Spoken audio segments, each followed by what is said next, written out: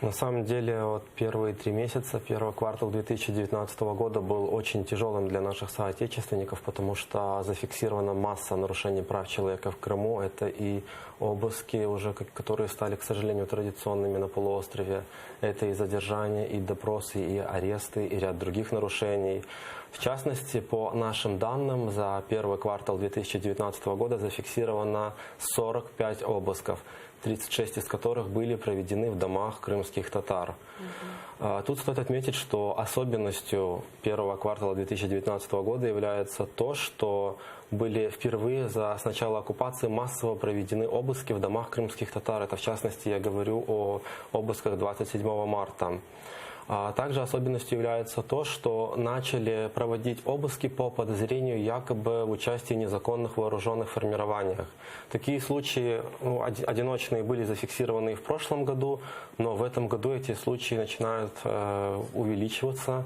И, к сожалению, это такой на самом деле тревожный сигнал.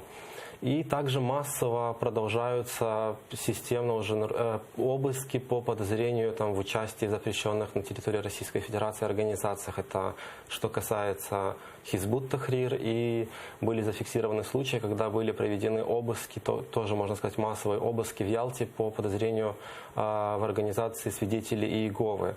То есть продолжаются нарушения прав человека по религиозному признаку.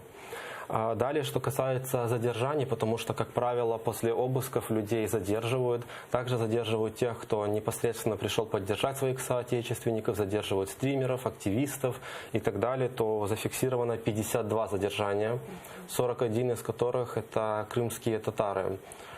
Задержания тесно связаны с допросами, опросами, беседами мы их называем, потому что, как правило, после обыска задержали и далее сразу ведут какие-то следственные мероприятия, начинаются, людей везут либо в отдел ФСБ, либо в полицию и так далее. И таким образом зафиксирован 61 допрос, 39 из которых по отношению к крымским татарам. То есть мы видим, что продолжается тенденция по задержанию крымско-татарских активистов, проукраинских активистов.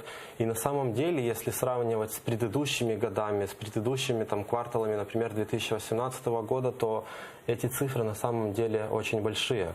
Потому что 45 обысков – это почти половина всех обысков, которые были проведены в 2018 году.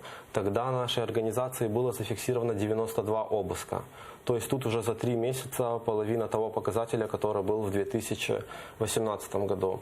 Что касается задержаний и допросов, то же самое.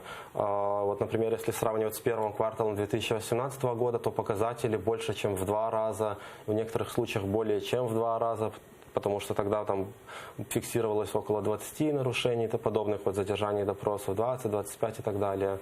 То есть такие негативные тенденции. Далее это Крымско-татарский ресурсный центр зафиксировал 39 новых арестов и 58 случаев продления срока содержания под стражей. Всего 97 случаев. То есть тоже очень большая цифра. 39 новых арестов, это мы тут имеем в виду, это те люди, те политзаключенные, которым вынесли приговор за этот указанный срок. Это в частности фигурантам дела Таблиги Джамат, это фигурантам дела украинских диверсантов. И тут еще админ-аресты. Там были зафиксированы случаи, когда на 5 суток сажали, в частности, крымско-татарского активиста во время обысков, которого задержали во время массовых обысков, присудили ему 5 или 10 суток ареста. Также уже фиксируются случаи, когда таким нарушениям подвергаются пророссийские активисты. И эти случаи мы тоже фиксируем, в частности, журналист Евгений Гайворонский, если не ошибаюсь, который сам из Донецка, в 2014 году имел пророссийские взгляды, также подвергается сегодня задержаниям, арестам. И вот в частности в мае месяце его снова арестовали на 14 суток, если я не ошибаюсь. В марте его арестовывали по подозрению в употреблении наркотических веществ, если я не ошибаюсь. Был зафиксирован случай, когда на 2 суток арестовывали экс-президента Крыма Мешкова. То есть и такие случаи зафиксированы. И 58 случаев, это, как я уже отметил, продление срока содержания под стражей. То есть мы видим, что на сегодняшний день наших соотечественников удерживают в застенках ФСБ, удерживают в СИЗО. То есть когда у них подходит к концу срок содержания под стражей, им системно его регулярно продлевают. И такие случаи на самом деле вот массовые. Мы видим, что 58 случаев зафиксировано. И такие кейсы мы также считаем как аресты, потому что они содержатся, во-первых, незаконно, во-вторых, у них заканчивается срок содержания под стражей, их должны отпускать, но тем не менее вот эта судебная система, она направлена на то, чтобы удерживать наших активистов, проукраинских активистов под стражей.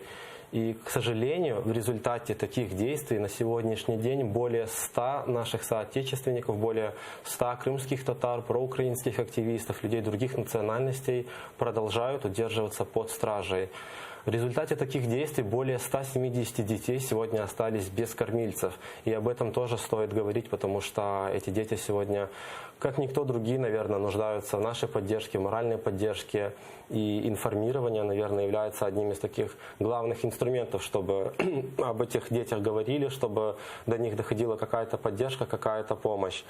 И вот из этих 97 случаев арестов 67 по отношению к крымским татарам.